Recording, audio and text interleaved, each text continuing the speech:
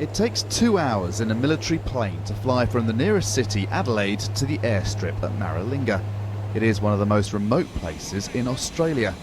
To the British government in the 1950s, that made the land around Maralinga perfect for testing nuclear weapons. It did a deal with Australia and in 1956 and 57 secretly detonated 7 big atomic bombs. Smaller tests continued into the 1960s. Mima Smart's parents were given just a few days' notice to leave their land. In the decades after the tests, levels of cancer in Smart's community soared. Smart lost her husband, father and 2 brothers to illnesses blamed on radiation from contaminated land. I felt really cross and angry and hurt inside. It was dangerous, and I've been telling the old people it is dangerous to go back to Maralinga. It is poisoned. In the 1980s and 90s, Australia's government did spend $100 million cleaning up the land, but much of it was put off limits, part of a huge Australian weapons testing zone. No longer. At a ceremony on Wednesday, Australia's government gave the area around Maralinga back to its traditional owners.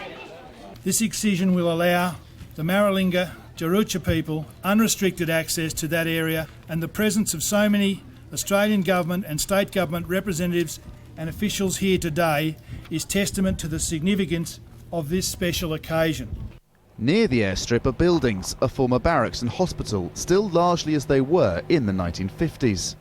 One hope is that in coming years this area will attract tourists wanting to visit an area of military significance. The handover then represents an economic opportunity for the Indigenous people living around here, as well as being a moment of symbolic importance.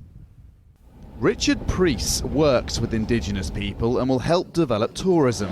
His uncle was a British soldier in the 1950s who witnessed the testing of the bombs. Put his back to where the bomb was going off, closed his eyes and put his hands over his eyes.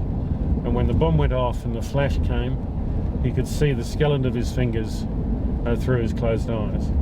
Private compensation deals were done with Indigenous people who suffered illness or lost their land, but the return of land and public acknowledgement of what happened here has been for some long overdue. Andrew Thomas, Al Jazeera, Maralinga, South Australia.